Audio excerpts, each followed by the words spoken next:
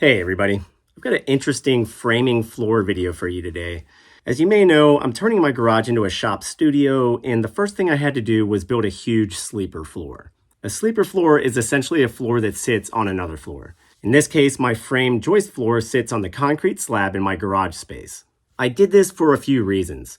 The first is because the concrete slab has a fairly pronounced slope to it. From the back of the room to the front of the room, there was a drop of maybe 4 inches. That's pretty common in garages because you want them to shed out water that blows in. But an angled floor really isn't a great shop floor because I have fixtures on wheels.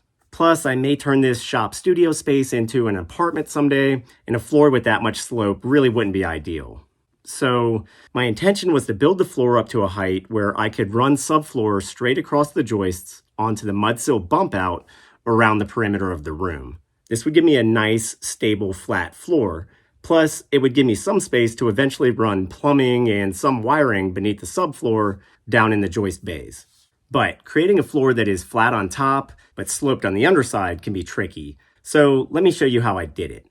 The first thing I did was lay out my joist locations. I knew they would run front to back in the room, and I was spacing them 24 inches on center. That spacing is fine if you use 3/4 inch thick subfloor with tongue and groove edges. You'll still get rigidity over the joist spans that way. So, to lay out the floor, I started pulling from close to the drywall, and I marked the locations of the joists. The drawn lines indicate where the left edges of the joist will sit, and the X's indicate where the full width of the joist will sit. These marks extend all the way across the width of the room for a total of 9 joist positions. And I marked distance from the left masonry stem wall for quick reference. I also did this layout at the front of the room and then snapped lines from mark to mark with my chalk box. Snapping lines on concrete is tricky to do by yourself, so I enlisted the help of this guy, who's a pretty good worker. Doesn't say much, just carries a big fish around, but he held my chalk line on point as I pulled across the room. When I had all my lines snapped, I next installed a treated band at the back of the room. This would keep my untreated joists off the masonry wall and give me something to nail my joists to keep them upright later. Notice that the band top is lower than the mud sill top. That's what I wanted. I didn't want it interfering with the subfloor that would eventually lay over it, so I cut it to be short. Now, for a sleeper floor with an uneven bottom surface, there are a number of ways to match the floor slope. You can make a grid and drop measurements, or you can level and scribe your pieces, or you could even use a laser level, which was my first instinct. But a laser reading showed that the mud sill around the room was a little out of level, about a 1/2 inch front to back. This could have been foundational settling, or possibly it was built out of level. Whatever the case, I couldn't trust it because I need to have the floor joist level with the top of the mud sill, so we went with this other approach, and I think it was the easiest one. I just slid a single joist into place on the slab. This is an untreated 2x10, by the way. Later, I'll show you how I protected the untreated wood from the slab moisture, but for now, I started by butting it up against the band at the back so it was sitting upright. Then I just set my speed square onto the mud sill, made sure it was pressed flat, more or less, and simply scribed the underside with a pencil. This showed me the exact height at which to cut that end. Pretty easy. My friend AJ helped me decide on using this method, and you'll see more of her later. But marking the other far end of the joist was a bit more difficult. I knew that I wanted to break my joists over this control line in the slab at the center of the room. This would let me use 12-foot lumber for all pieces, and it also ensured that the subfloor would actually straddle the front joists and back joists a little bit because the gap was at about 11.5 feet, so my third subfloor course would jump over the seam between boards. But to find mud sill height at that point in the room, I pulled a mason's line from 2 nails placed exactly at the expansion gap. I pulled the string really tight and made sure it was pressed down firmly to the top of the mud sill. That gave me a perfectly straight line across the room at mud sill height. Mason's line is extremely helpful for stuff like this, by the way, so it really can't hurt to just always keep some around. I first cut the 2x10 to length so it would stop right at that expansion gap, then dropped it into place on its joist location mark. You can see it almost touching the mason's line, but not actually touching it. That's important. The string should not be in contact with anything. But I used a combo square to mark the string level on the board. Pressing the square anvil to the far end of the board, I brought it up so it was almost touching the string and scribed carefully along the top edge of the blade with a pencil. This gave me my string level mark very accurately for this end. Then, outside on my cut table, I just used my chalk box to connect the marks at both ends of the board with a straight line. This was a new chalk box and kind of messy, so later I started using a straight edge and a pencil to make a finer mark through the chalk line, but this method was good enough to get my slope line fully marked. To cut it, I just used a circular saw to follow that line carefully. That gave me my long, tapered cutoff piece, which I split in half with a quick cut and tossed it aside. And like that, I had my first joist shaped out. Because we scribed it to match that exact part of the room, it sat down perfectly there. The top edge was just below the string line at the front, and at the back, the straight blade of my combo square shows how the joist top was dead level with the edge of the mud sill, despite this big cup in the mud sill lumber.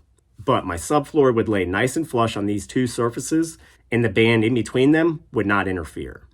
So I just began carrying out this process at every joist location. It was pretty straightforward overall, but I did have some fairly warped lumber. Just look at the bow in this board. Overall, I was pretty disappointed with my lumber order, which I had delivered from a local supplier, but I decided I could deal with it and work some of the bows out later as we laid the subfloor on top of it, so I just continued along. Here you can see I've got all 9 of the back joists cut, and you can see how effective this line method was. It kept all my joist tops perfectly level with the outer mud sills. Some of these boards I had to flip over because the floor was a little uneven, or one edge of the board would work better than the other edge, but in the end, they all conformed to the floor pretty well, and I could shim small gaps later on. Now, speaking of floor contact, this is untreated lumber, and you really shouldn't have untreated lumber on a concrete or masonry surface. It can wick moisture out of the concrete, possibly causing a wood rot situation. But this slab was extremely dry. The garage was built maybe 22 years ago, and I can almost guarantee that they used a vapor barrier beneath it, and I've seen zero evidence of water intrusion in here, but nonetheless, I just don't like untreated wood on concrete. So I actually used joist tape on the underside of the joists to moisture seal them. This stuff is made of acrylic or butyl, and it's incredibly sticky. You just pull off a protective paper layer, press it on, and it'll basically never come off again. That's really all I felt like I needed to protect the joists on this super dry slab. So you'll see them on all the joist bottoms and actually on one joist top. This crazy piece had such a big crown in it that I actually ended up flipping it and using it upside down because it just fit the floor better that way. But I had already taped the one side, and as I said, you cannot get this stuff off. So I just taped the other side as well, and I let this board have a little decorative hat on top of it. But that took care of the back row of joists, all nice and level. Now I had to knock out the front row. You can see how my chalk lines extended right to the front of the room, showing me my joist locations. This part is a little out of sequence, but the first thing I actually did was pull another string line across the mud sills at the front of the room. I had these two big gaps here where the doors were, but I really needed to establish level across this whole space, so I drew a string from corner to corner and was pretty pleased with the alignment of the middle section of wall. The string didn't really get hung up on any high spots, and my line was nice and flat. I also mapped out the inner edge of the foundation stem wall and drew it out by hand with a Sharpie and a straight edge. This would just be a good reference line, letting me know where the fill-in for the foundation wall, which I hired out a couple days later, would actually sit. And I also ran another treated band piece that, once again, sat just below the level of the mud sill. This is where my new front joists would eventually terminate into. Now, to get my back end joist height just right, I used this simple scribing process. I sat the board down in its relative location and squeezed it up against the back joist, making sure not to jostle anything too much. Then I just traced the end and top of the first joist onto the second one. This gave me super easy lines to follow, and it ensured that my marking was dead accurate back there.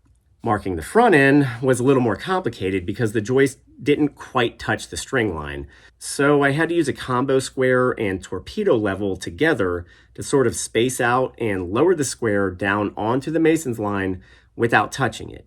You can see me sliding it down carefully here. Then I scribed along the underside of the blade with a pencil, And most of my marks were much cleaner than this one that I actually filmed.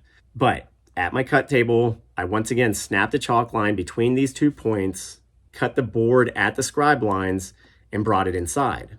I didn't get a lot of that cutting footage, but it was all just simple follow the line cutting. And when the piece was done, I once again taped the underside of the joist. After that, I started repeating that process at each joist location and dropped the boards into place on the floor. They all came together pretty quickly, and because they were scribed, they met up with the back joist very accurately. I could basically friction fit them into place. I cut my filler piece for the band at the front and set it in place too. You can see how it's just shy of the foundation wall line, which is exactly what I wanted. I wanted the masons to have room to lay their block and even have a little weepage room between the block and the wood so they wouldn't touch. Gaps like that are always a good idea in masonry to wood applications. Overall though, I was really happy with the flatness of the floor. There were some dips and weird spots in the slab and the wood, but for the most part, I was getting a very even, consistent top level, which was going to make for a nice flat floor that's well supported from below. By the way, as you see at the end of the day, ripping joists creates a mountain of sawdust. So be sure to use your respirator mask when you're cutting. You just won't believe how much sawdust you make on long rips. And I also made a lot of long cutoffs that I'm basically going to give away to someone.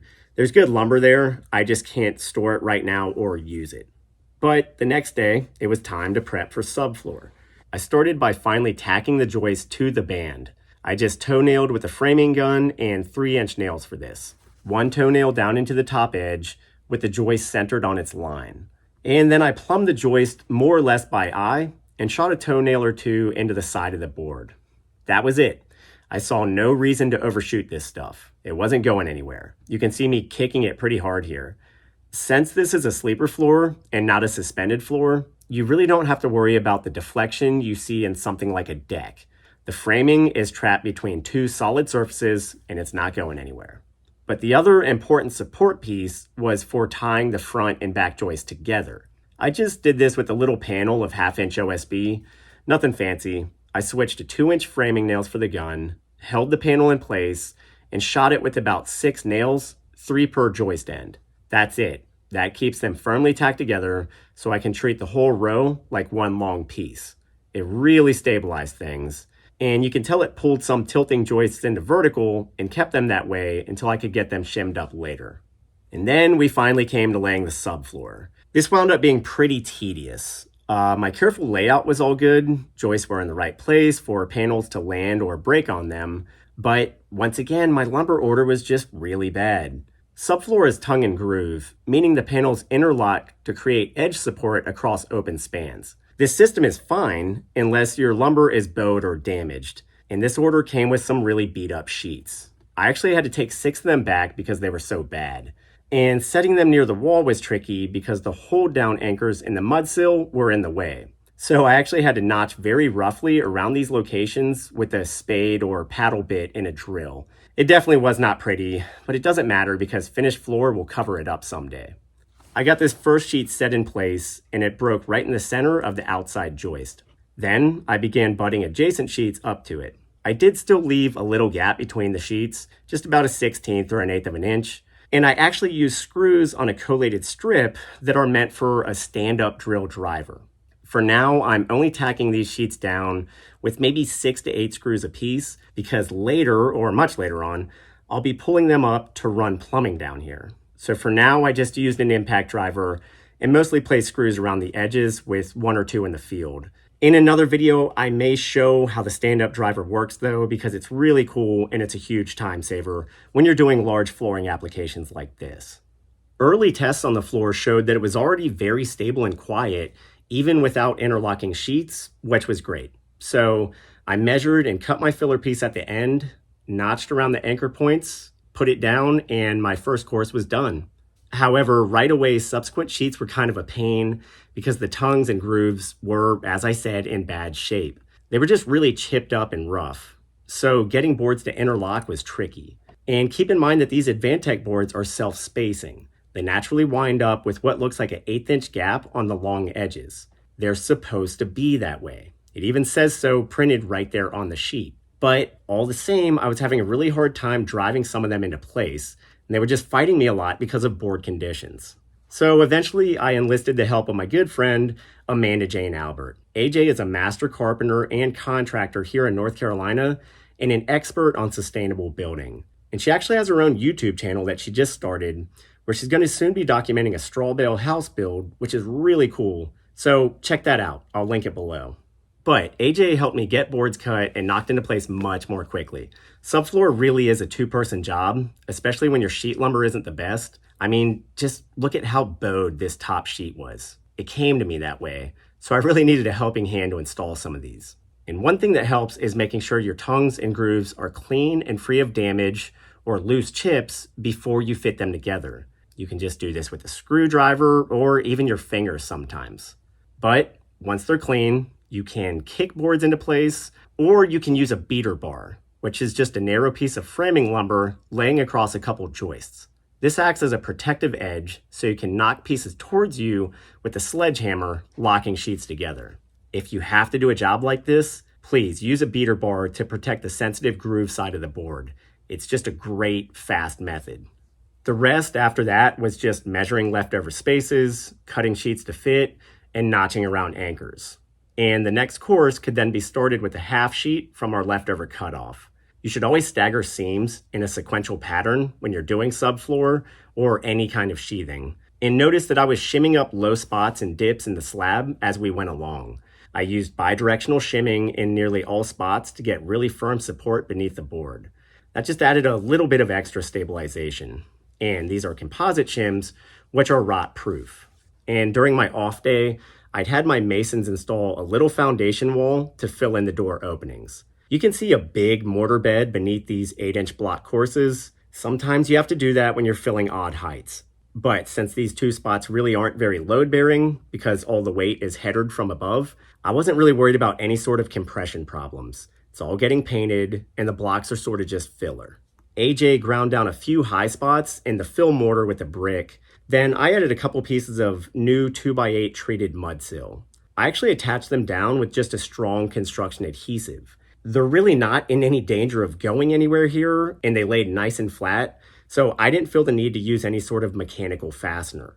The room itself is already up to structural code with hold down anchors and all the pre-existing walls, so again, these are just filler pieces. From that point, the sheets on our last course of subfloor could land directly on the edges of our new mud sill, and we finished off our full subfloor that way. Everything really was extremely flat and tacked down with just enough screws to keep it from moving or wobbling. I thought it came out really well, and it left me in great shape to soon frame in the new walls and windows and bump up the entry door so I can close this room off from the outside. So that's how I tackled the sleeper floor in the garage. I hope that was helpful and maybe even gave you some ideas for how you could handle a similar floor project. I've still got a lot more to do on the garage, but this was a huge step, so I'm glad to have it done. At any rate, I'll be back with more content in weeks to come, so be sure to check back in. As always, thanks for watching. I'm Ethan James with theHonestCarpenter.com. I'll see you next time.